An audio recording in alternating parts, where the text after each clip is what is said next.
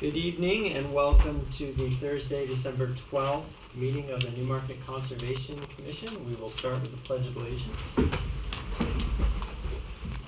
I pledge allegiance to the flag of the United States of America and to the republic for which it stands, one nation, under God, indivisible, liberty for all. All right. Sue, would you please call the roll? Certainly. Patrick Brennan. Present. David Bell. Present. Sarah Fish. Present. Sam Kenny. Present. Marion Hinton. Present. Casey Finch. Present. Okay, so why don't we go on to public comments? We have Joanne Glode here from the Nature Conservancy. She's the Southern New Hampshire Stewardship Ecologist. Is there anything else, Joanne, introduce you to the people watching at home? No, I don't think so. That's pretty good. I'll get Okay. into the particulars as we're going through. Okay. Yeah. So you're here to present on, I'll let you tell us what you're about. Sure. Okay. Do I need to talk into this? Or you could take it off the stand. And just, does it move? Oh, it does. Yeah. Does it, is that okay, I what I'm think that's doing? fine. Okay. As long as it's on, can you just confirm Oh. it's on? You're good. Okay, There's a light. Good. All right. Yeah. There you go. Okay. Good. All right. So I am here to present a wetland permit application for a restoration project at our Leberlin Creek Preserve, which is located at 112 Bay Road in Newmarket. And so this is sort of a continuation of the restoration that we did, that just was completed in October of this past year. A project that we worked in cooperation with the town of Newmarket, DES, and we got funding from some federal sources and state sources to do that, which is the Bay Road big precast structure that they put in and removed the undersized culvert. So that was recognized as a really important project to improve the health of the Leberlin Creek system itself and to allow for salt marsh migration, knowing that we've got sea level rise and climate change issues coming forward. And so that project was built with that in mind. But as we were looking at that project, there was one other very small impediment in the stream that was a partial tidal restriction. So we were always saying with that previous project, like, this will restore natural hydrology and fish movement and aquatic connectivity throughout the whole stream system, which is true, except for we do have this one other sort of strange little thing that does disconnect the tide at a certain tidal stage. When it's high tide, it's all connected, but at low tide, we have this weird lump of rocks. So that's what this wetland permit application is to address. So while we were looking for funding to fund the big road stream crossing, we got a grant from U.S. Fish and Wildlife Service, their National Fish Passage Funds. And so they gave us $50,000 to put towards this project. And because we got a lot more money, well, basically we got a lot of money to support this project because people were really jazzed about it. You know, the climate, sort of issues and the aquatic connectivity and all this stuff. So we were able to take some of that funds and direct it to this project. So this one will be completely funded by this U.S. Fish and Wildlife Service National Fish Passage funds that we've got in hand, which is great. And so basically all it involves is, so I don't know how many of you guys have been out and wandered along Leberlin Creek. Any of you? Like the creek itself. And so how it sort of meanders through the salt marsh. Like, so if you're starting at Bay Road, like where the new bridge was put in, and you walk towards the mouth of the creek and towards the estuary, you just sort of are wandering through the salt marsh like this. And then there's one part where it almost looks like there was an old road that went across the salt marsh. If you can picture where that is, there's sort of a berm on either side, and there's some cedar trees that are now growing on the berm. And then in the creek right there, there's a big pile of rocks. And so we've always called it the farm crossing because we pictured like farmers were just chucking rocks in the stream there, and so they could like walk across. But we don't really know. That was just sort of our guess. And so our plan, what we want to do is remove those rocks. And so it's a little collapsed pile of rocks. It's sort of 50 feet, in extent. We surveyed it this past November with some survey equipment. And so it's about 50 feet wide. It's the width of the stream itself. And it's about 2 feet tall. So it has a 2-foot tidal restriction. So once the tide gets up over that 2 foot, the tide comes in by 2 feet, and then anything beyond that, it's connected across that little lump. And so I have some pictures. So this is the application that I have up here. So just, of course, the photos are like the. Oh, hold on. Let's start with this. Where's my picture? Ooh, oh, no, that's not what I want. Oh, this is pretty good. So this is the site plan. Actually, that's not really what I Can want. everyone see that? Yeah, I'm going to find something better. I think it's down here, I just though. want to make sure everyone can see the screen. I didn't know if Oh, I you see. could see it. If you need to come over here so you can see it better. Can you guys see that? Does that make sense to you? I can give you guys some bearings. So this is Bay Road. This is the Nature Conservancy's office. Ooh, I'm touching the screen. I shouldn't be touching it. And this is our Loverland Creek Preserve. This is the trailhead where the trails are. And so this is the salt marsh we've been talking about. This is the culvert that we replaced and is now the big bridge crossing. And so you can see it's just upstream from this little area here, which is what we're calling the farm crossing. So it's just a little bit further down. That's kind of where it is. And then this is what we're sort of proposing to do at that particular site. I don't know, the colors are really terrible. I apologize for that. But so this is about the area that's got rocks in it. You know, some areas have more rocks and others have just sort of tumbled down. And then we're going to lay some plywood down over the that berm area of the salt marsh, so that this is a road. There's like a little road pathway there, and we'll just take our little wheelbarrows and take them over the plywood, so we're not trampling all those plants, and just pull those out by hand. So we've had a lot of people, like our staff and our partners at DES. They're all like, "Oh, we want to come and play and pull rocks out." So we know we can do it with just manpower. Yeah, I think it could be pretty fun. So let's see. I have there is a whole bunch of rare plants there. It has been reviewed by the Heritage Bureau, and of course we know it's there's a lot of eels that use the stream. So it was also this whole package was reviewed by Fish and Game and their marine. They sent it to their marine division for their review, and so I have their emails here. So Amy Lamb at the Heritage Bureau says she's only concerned about the plywood and to make sure there's a botanist on site. And so I'm trained as a botanist, so that's fine. I can do that. And just make sure that the plywood isn't put down on top of any rare plants. So other than that, she was totally good with that. And then from the Marine Division, they say they fully support the project to restore natural tidal range at this site. And they are supportive of the proposed action and work sequence. So there's Blandings turtles nearby, and Kim Tuttle similarly said there'd be no impact to Blandings turtles, which makes sense because they don't live in the salt marsh. So there wasn't any sort of issues identified with anything rare out there.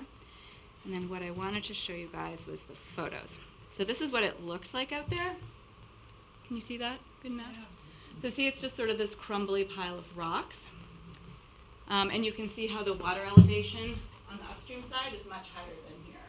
So if we're able to remove these, then this will just sort of naturally flow in and out with the tide. And if there's any fish coming up, they'll be able to keep going. They won't have to wait until high tide to keep going. So it'll just make the whole system a little more natural. So that's sort of looking from the downstream side. This is standing on the crossing, looking downstream. And it's a little hard to see with this picture, but you can see there's kind of these tall banks. So this is where the tide is going up and down, up and down. And then the next picture is standing in the farm crossing and looking upstream. And there is no tall banks because it doesn't have the same sort of tidal range up there. And so so this is a picture of the site at low tide, and so you can see all the rocks. And at high tide, the rocks are gone. So if it was a former farm crossing, which we don't know, it was really only functional at low tide, because as soon as the tide came in, it was underwater. So I did have Department of Historic Resources review this because we were concerned if it was, we've always thought of it as like this farm crossing. Who knows how important that was as a resource historically. But they didn't raise any concerns. They just filled out their form saying it wasn't a site that they had any issues with. So, and I have that in here. So that That's pretty much it. This is the access path, so this is that mode pathway, and then the salt marsh is right here. So it's a little hard to see, but there is this raised area in the salt marsh where, we'd be able to put the plywood down and then just access the site right there and then just bring the material out on that same little path. And that's it. So I guess I've never done a wetland permit before, so all this is totally and entirely new to me, and I've just been following the guidance from Stephanie Giolongo. Do you know her? You do? Okay, good. And so she was saying that for the type of permit, because this is a minimum permit, I need to have the Conservation Commission review and sign off on the permit. So that's why I'm here. So I don't know if you guys need more information from me to be able to do that, but. Does anyone have any questions? As someone who does these for a living, it looks very well done. So, Oh, nice job. thank you. Okay. Do I have anyone who would like to make a motion that we support this permit application? I'll make a motion to support the permit application. Second? I'll second. All in favor? Okay. If you will bring it forward, I will sign it so you can take it right away.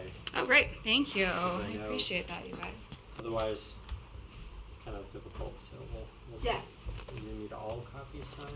Or? Apparently, I don't know. I talked to Steph. She was like, you should get 6 copies. Oh, is that right? You know. See, here we have an expert in the room. They are better at allowing copies, but they do prefer originals if you can get them. Okay. So here, why don't I just pass This is right. Conservation Commission signature? Yeah, so it's Yeah. there. Here, why don't I just pull out the page for these clippets?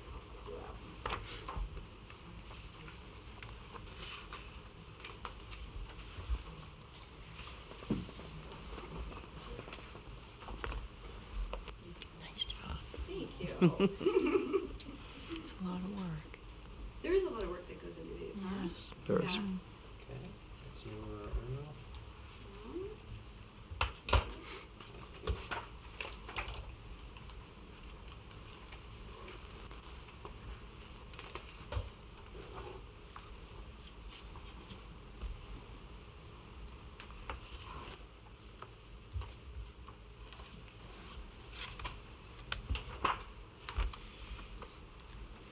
If you guys want to help at all with moving rocks, I can let you know when you're doing Yeah, it. sure. Send us, Let us know. send us an email, and what we Yeah. can also do is post it on our social media Oh, that would be fun. if you want to encourage people to come out there.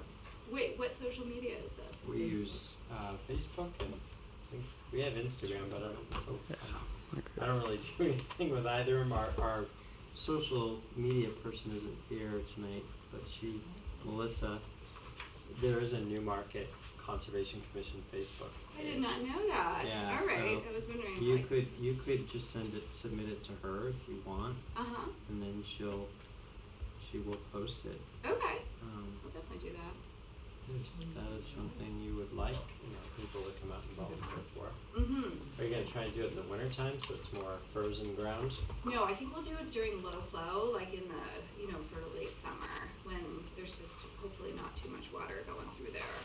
And obviously at low tide. We'll have to sort of pick and choose, but hopefully get it done pretty quickly if we have decent enough crowd. Yeah. They may tell you have to do it in July, August, or September anyway. Right, exactly, that's what I That's pretty typical. Exactly, yeah.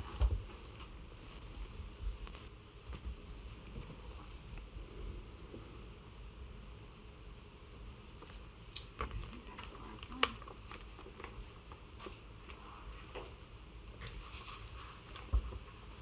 Thank you, Joanne. Thank you guys, I appreciate it. And, yeah, I'm happy to keep you guys in the loop, so I'll let you know. Thank you. Good, thanks. And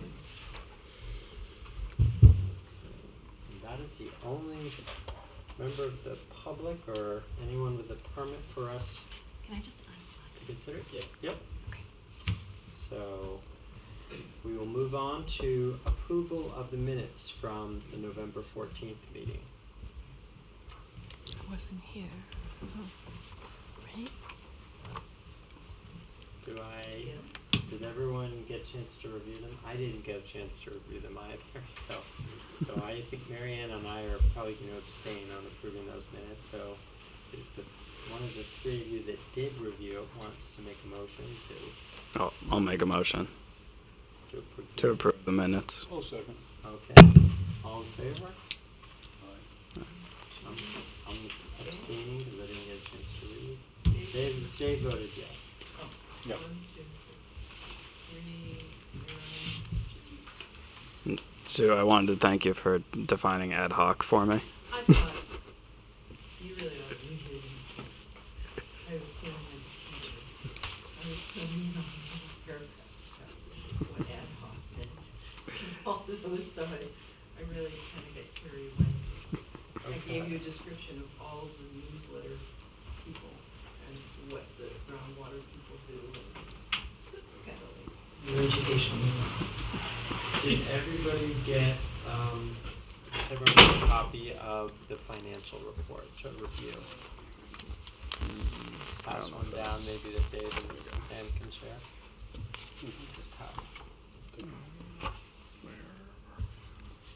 So, current balance as of 12/9 is $330,722.85. Expenditures, we had the annual membership in the New Hampshire Association of Conservation Commissions. That was, I believe, 500 and, maybe that isn't on here. Cause that's $500, so I don't see that on here. I thought that was.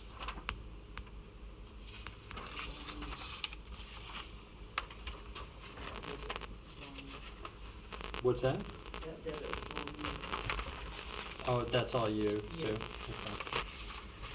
So, alright, so that's outstanding.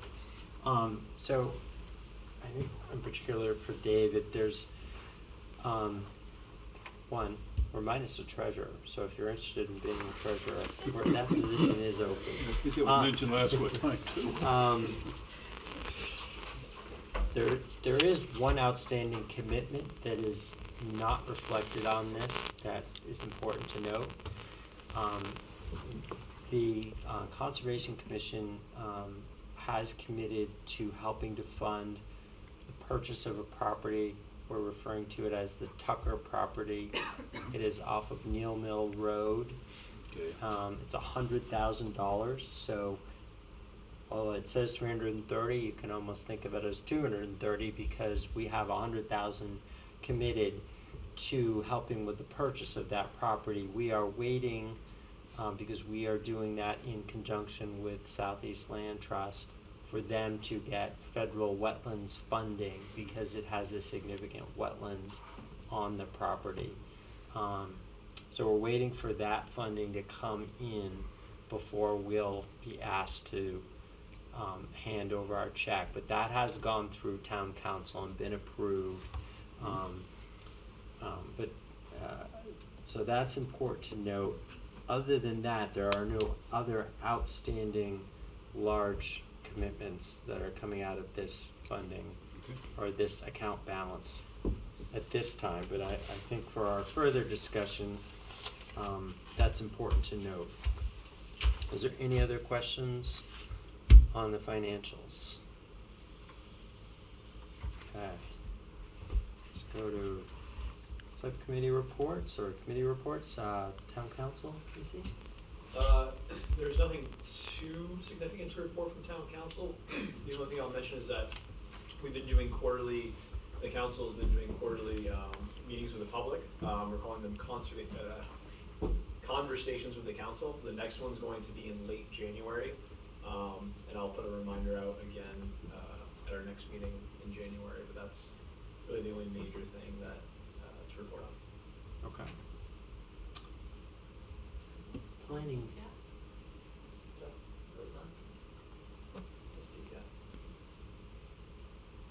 the television show? No, no.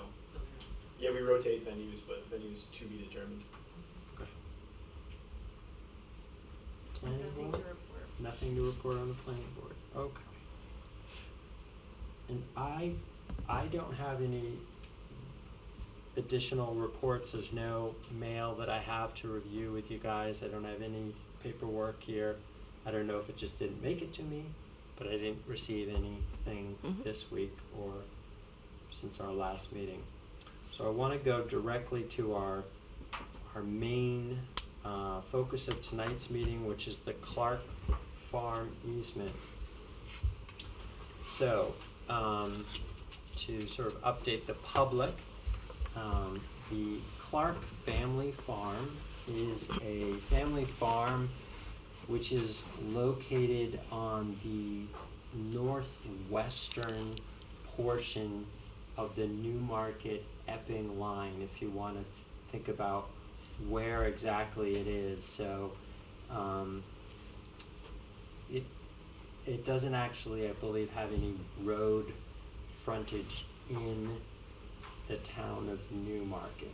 It is, the portion of the farm that's in Newmarket is all forested and farmland. But I don't believe it has any road frontage that actually faces onto Newmarket. So, for those of you that are familiar with the northwestern corner of Newmarket, this is where Lee and Epping and Newmarket all sort of come together. This is also where Tuttle Swamp is. The Lamprey River is very close by there. So the Clark family, a little background on them.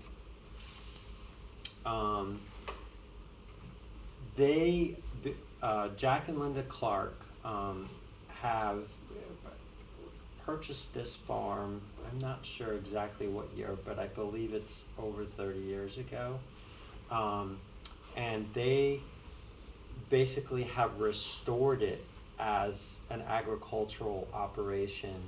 And what they're doing there is they're breeding cattle and sheep.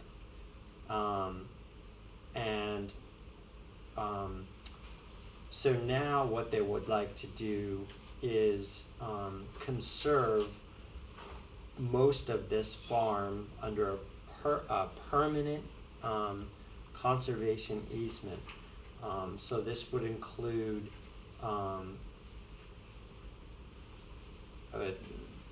include farmland and forest land.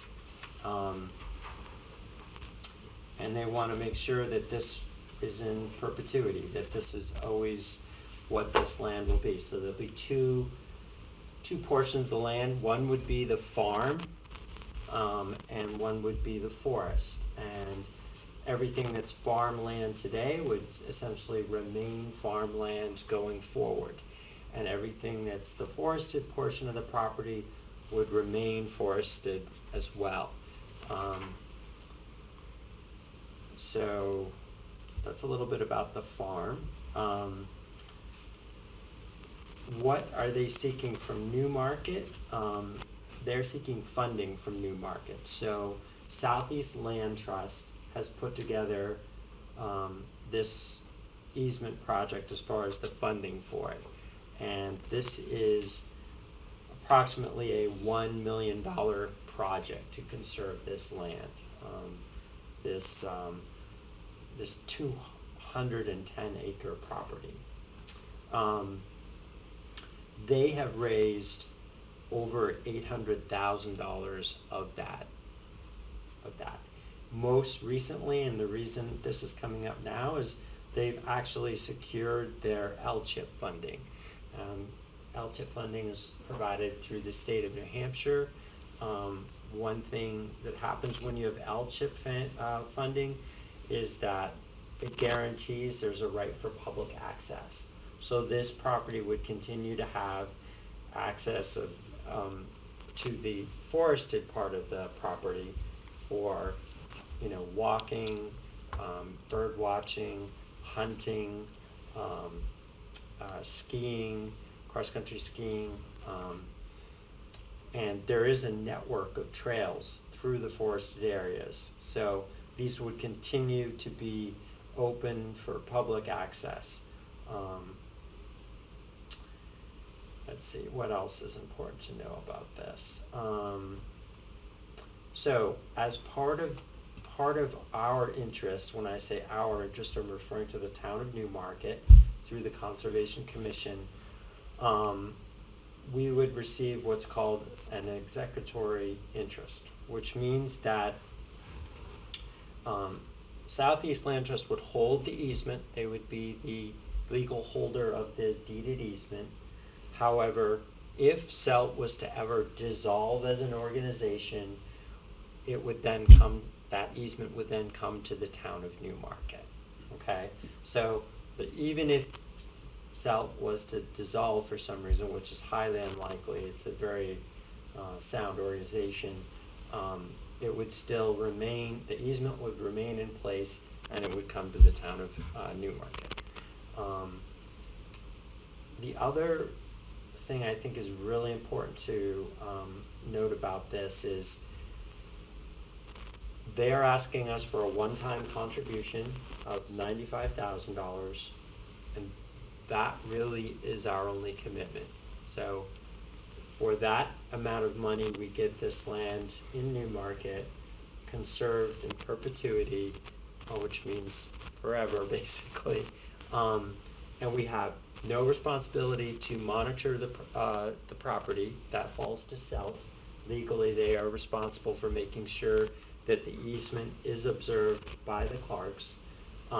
We will have no further financial commitment of any kind. We don't have to do any maintenance or any other kind of cost. So there's no other cost that would be incurred by the town going forward, which is important because we don't really have a budget to account for that kind of thing. We're dependent on a very small funding source, so we don't really want to incur management costs if we can avoid them. The other thing that's very important about this is when you look at the original master plan for open space in Newmarket, some of the values that were considered were properties, obviously, that have public access. That's important, maintaining public access. This property is also contiguous with other presently conserved properties in Newmarket, that being Tuttle Swamp. So what you're doing is creating a larger network of conserved land. Tuttle Swamp is also very close to Wigan Farm, and then that is also connected to another property that's conserved by the Nature Conservancy, and then that's connected to the Dearborn property, so on and so forth. When you look at the overall area, you're talking almost 5,000 acres of conserved land that this property is connected to in one way or another. So in terms of conservation value, there's a high value on this property for that reason. And I think the most important thing is the public will be able to access this property and use it. So for that money, we do get public access. And the other thing that the open space plan takes into account is you want to partner with landowners that are interested in conserving their property. So the Clark family, this is what they would like to do. So we are working in conjunction with a willing partner, and so I think that's pretty much all I had to say. The only other things I want to make sure is that everyone did get a copy of the SELT budget. We'll make sure this goes into our minutes. It provides all the transaction costs that are associated with the project. There's also a consideration for the fact that they're discounting, that the landowner is doing what's called a bargain sale, so they are discounting the cost of the property as opposed to what they could get if they just sold it on the open market.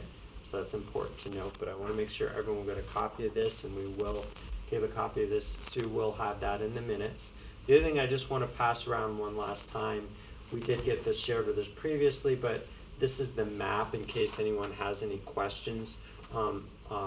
It's a red outline of the property, showing all the other conservation properties around it, and then one bigger map where you can see the forested property and the agricultural property.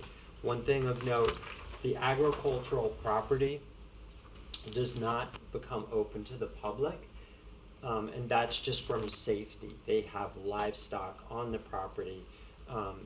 It's not safe for people to walk through farm fields where you have cows and things like that.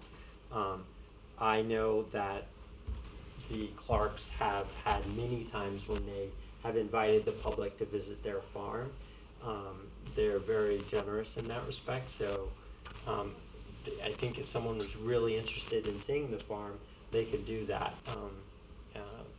the actual livestock operation. But there are quite a few access points to this property. There's a power line corridor that goes through it. So along the edge of that, you can access, but there's also trails.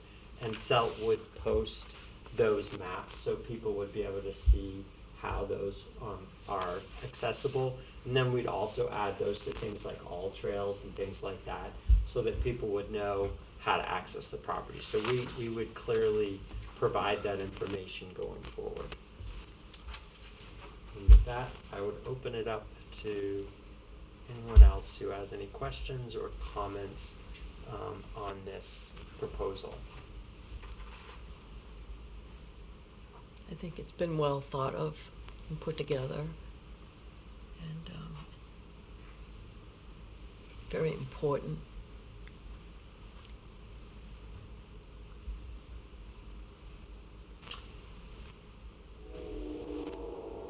So just to make clear what the process would be, we would be voting on an appropriation of $95,000 as the town's contribution. If that motion passes, the next step would be I and a member of CELT would appear before the town council on the 18th, and so the town council can consider and approve this. So there is another step in the process, just to be clear to the public. If anyone wants to appear at that, they could also appear at that setting. No other questions? Okay, then I will make a motion that the commission appropriate $95,000 for contribution towards this permanent conservation easement on the Clark farm. And I would second your motion. Okay. All in favor? Okay. So again, there will be another vote on this before the town council on the 18th. We can set aside a time on the 18th at 6:30 p.m. 6:30 So p.m. half hour before town council meeting. Okay. There'll be a workshop, which will be Okay. open to the public. Open to the public. Okay. All right.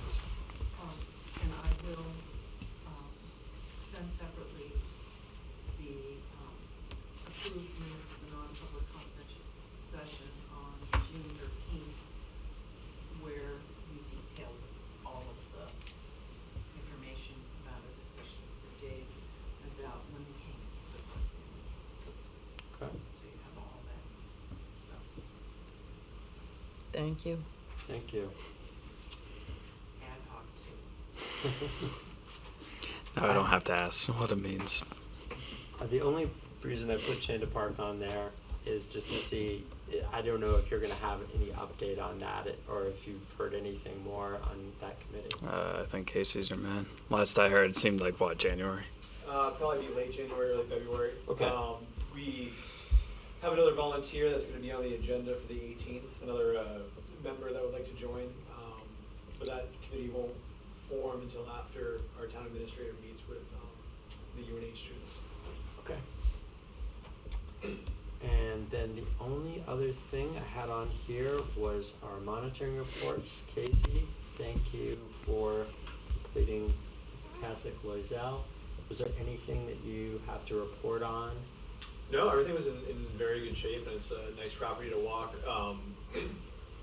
The trail, sorry, entering across the field, the trail, I lost it for a second just because it's with the fall foliage, but once I got in there, the trail network was pretty well traveled, so people have been using it for sure.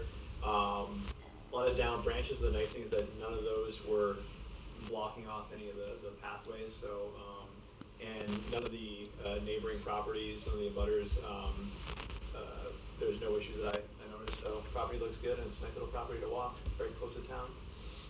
Great, thank you. And I know that Drew is working on the Smith Sisters Audubon report as we speak. Anything to report? Were you on that trip? Yes, I was, and no, it was quite interesting. First time I had done this, of course. Yeah. We did find that there was been beaver activity in the middle, so we were unable to get across the brook without a lot of trouble, but other Okay. than that, I think he may have made a couple small notations of different things, but nothing really drastic. The boundaries looked well. There were a couple of the Audubon signs that were on trees, and the trees had rotted and fallen over. So probably those should be put back up again on. Were they their boundary markers? No, these are the little things that were just nailed on the trees. And they weren't really, they were along the boundary, I guess, but Oh, they. yeah, those Yeah. are boundary markers. Oh, okay. Usually like, we have little white ones that we use on our properties, but, okay. All right, great. And then I'm going out to Silverman Schneer on Mill Mill Road tomorrow, or Friday. No, Saturday, sorry, Saturday, in the rain. That should be fun. I'm gonna try to do mine on Saturday too. Okay. And you're doing It's in my book. New Roots Farm, but it's not called New Roots Farm Right. anymore. When They you, haven't changed any of their information online, so it was hard for me to yeah, check what their name was. well, if you find out, could I'll you let ask us them. know? Yes. If there isn't change, so we won't call it something it's not supposed to be called anymore. Okay, And you have the prior report that Casey wrote? Yes. Okay. All right, then we will have concluded monitoring season successfully. The only one I'm still waiting for, and I'll follow up with Selt, is the Hilton property. They monitor that every year for us. And we haven't seen anything from them yet. And everything else that will be monitored next year. So the state does 2 monitoring reports, Fish and Game, just to remind everybody. They do Wigan Farm, and they will do the Dearborn property. And as soon as I get notification that they're going to do that, I will share that in case anybody wants to go. But because it's done by a professional, they usually do it on a weekday, just to warn you. They usually try and do it, I want to say March or February, sometime in that time period, depending on snow cover, just from a bug and tick kind of consideration, I think. Plus, it's just easier when there's no leaves on the trees, so. All right. Any other items to consider? Questions? All right. Do I have a motion to adjourn? I'll motion to adjourn. I'll second that motion. All in favor? All right.